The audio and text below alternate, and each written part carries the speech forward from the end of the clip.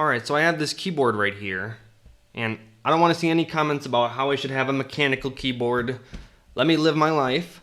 But the only problem with this keyboard is Bluetooth. Now, if you're using a desktop environment like GNOME or KDE, you should just be able to click a couple of buttons and you're good to go on Bluetooth. But if you're using a window manager like I am, then you're going to have to get your hands dirty and set it up yourself a little bit. But luckily it's not too hard to do.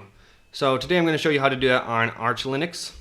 And we can start just by installing a few packages. So let's run sudo pacman and install blues and blues-utils. So blues is going to be the Bluetooth, and blues-utils is going to install a few other things, including a command line interface to set up Bluetooth, which we're going to use.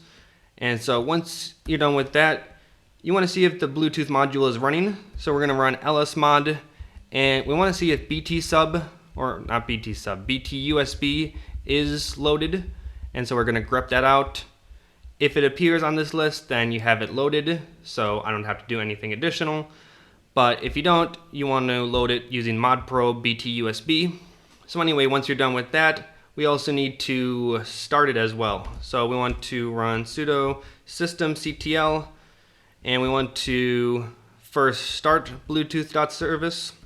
So this is going to start it right now. And then we also want to enable it so that it starts every time you start up your computer.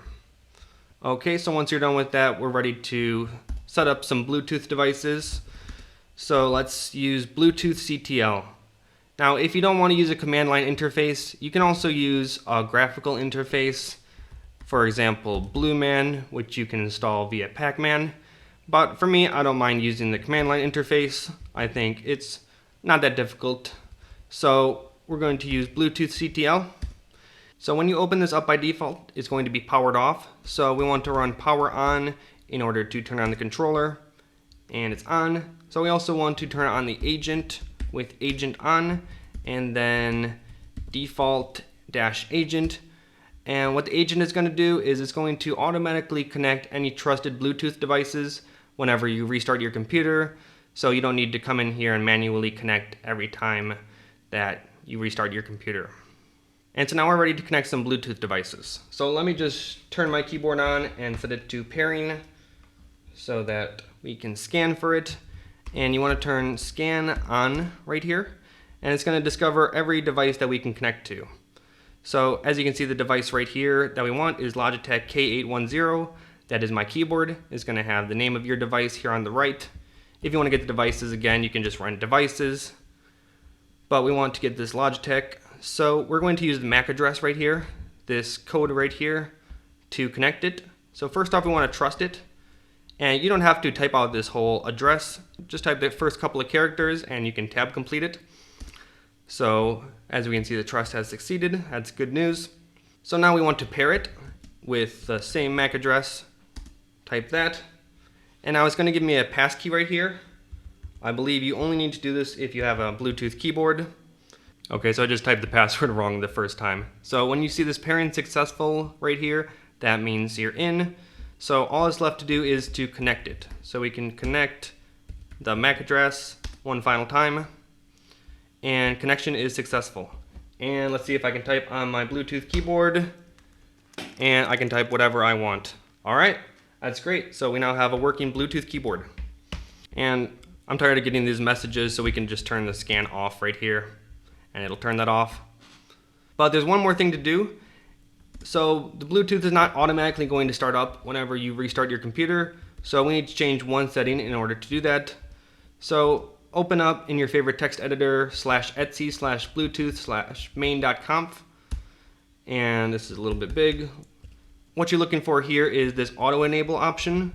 So we want to set auto enable to true. By default, it's false. All you got to do is change that value, save it, and it'll now start whenever you restart your computer. So if all you want to do is set up a keyboard, that is fine. You are done with the tutorial. But if you want to set up some audio, say some Bluetooth headphones or a Bluetooth speaker, then you need one more package to install. So that's going to be, let's install with pacman. That's going to be the pulseaudio-bluetooth package. And this is assuming that you have Pulse Audio installed.